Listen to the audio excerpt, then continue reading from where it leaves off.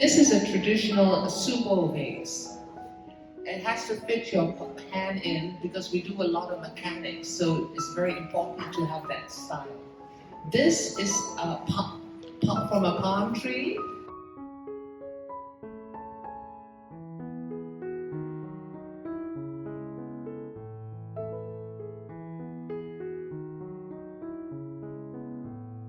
This is sugar maple from my garden.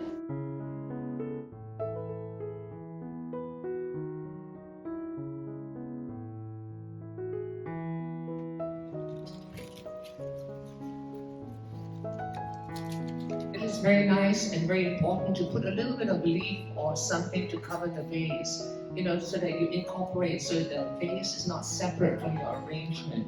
You want to combine everything together.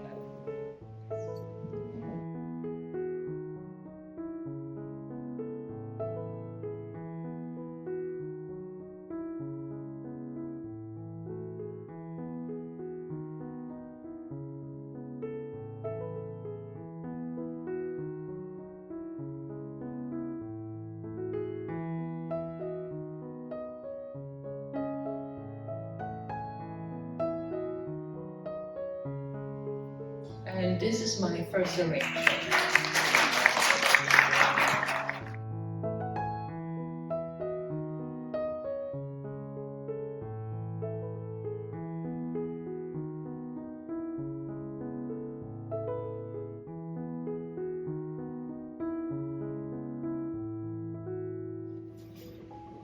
Now I'm going to make a true subo arrangement. This is one of our traditional arrangements.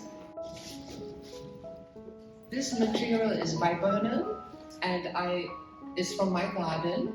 And you have to look for a nice long branch. And I'm going to try and make an upright with just shin and hikai. With this one, I'm also going to use what we call kome, which is just a piece of wood. And the piece of wood is going to help support. I'm going to split the branch. I have to hold this, so it's a little bit difficult to show you and speak at the same time. So I'm going to cut the branch, split it, and I'm going to tie it, because there are many ways of using the kome.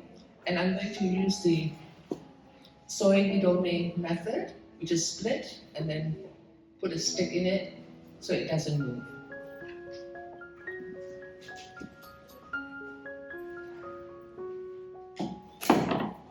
See this will go inside and support on the inside, and it'll be like this. So it'll be sideways.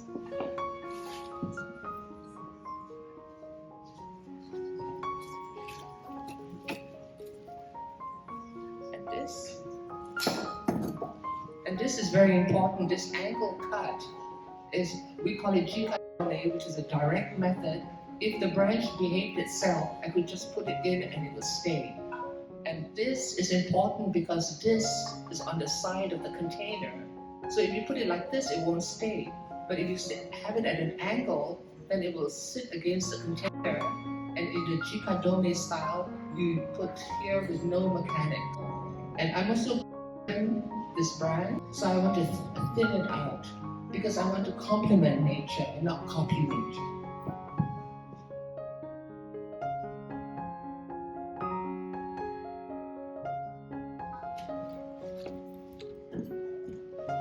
And now I'm going to do the hard part with splitting it.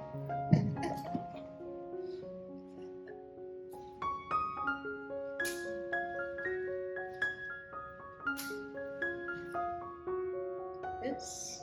And then I'm going to put this here, like this. Like that, right? So this goes inside.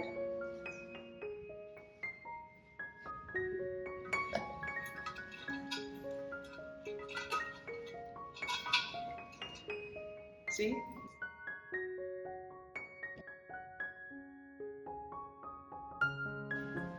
All right. Yes. So this is going to be my hikai. So I'm going to have it coming down.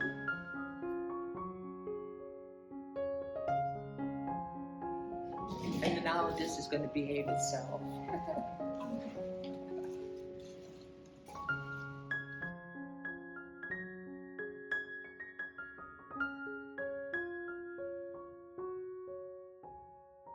And it's very important to think about the back of the arrangement too. You know, if you put branches in the back, it will give it more depth and then a little bit more interest.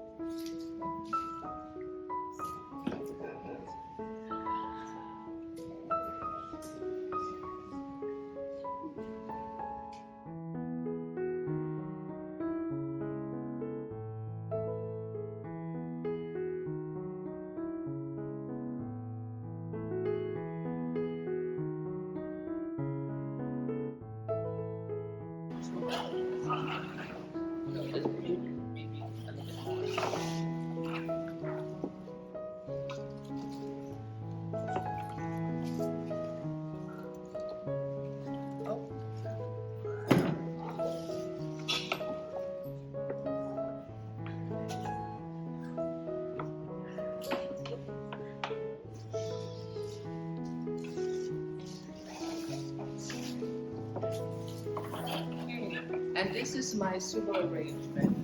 Thank you.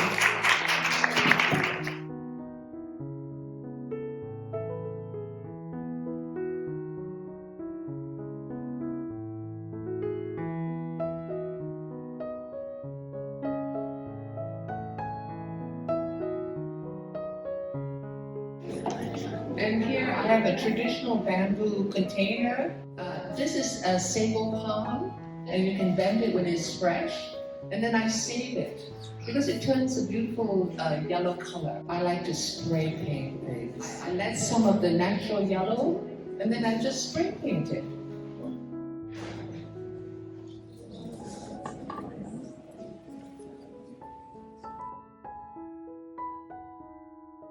And because these are so long, I have a piece of gold wire that I'm going to attach this one branch.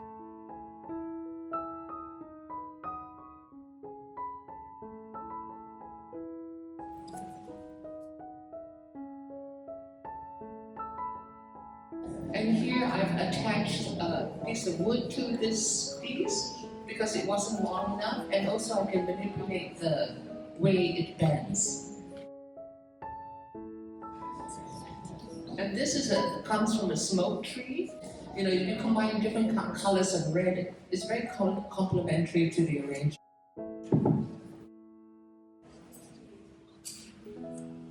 Because when you cut the stems of the flowers underwater, it lasts longer.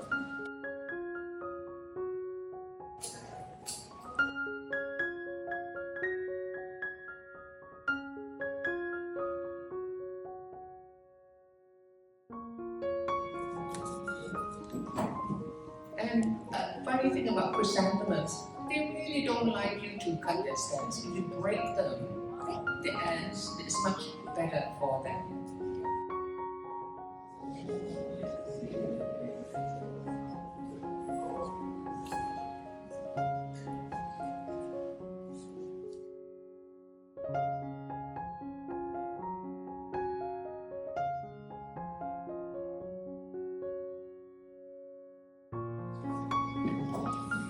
And these are bittersweet vines.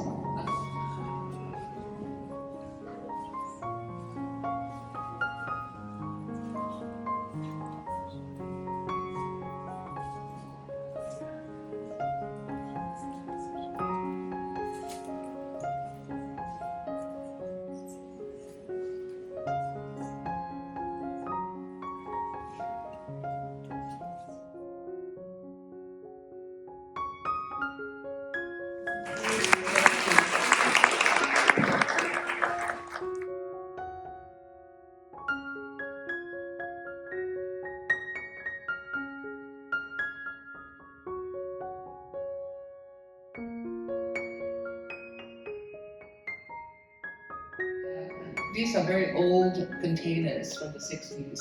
This is from tap plastic. This is called PPL. This is wonderful stuff. You know, you can heat it up and shape it, and you can cut it with a pair of scissors.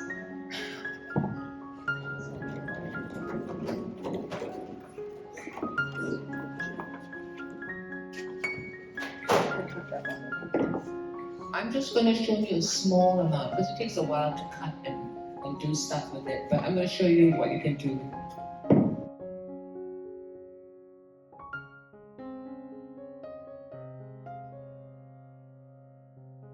So we can start like this, and then you can shape it and form it and connect it and put it together so that you have different kinds of shape. So you can create shapes. And how I connect it is with a paper hole punch. Can I have a zip line, please?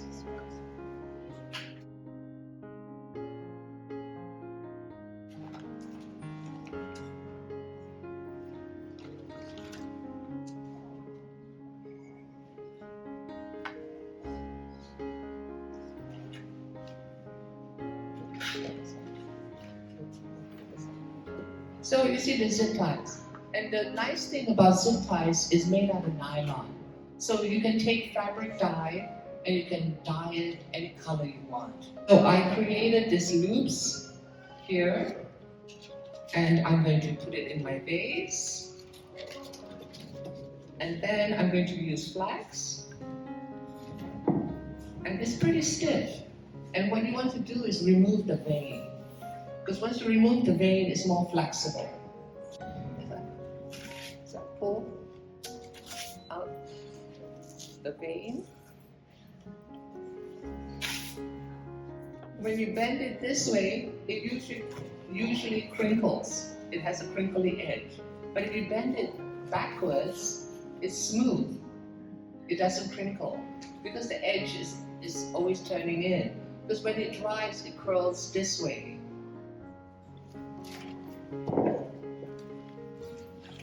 And you have to massage it. You just soften the structure.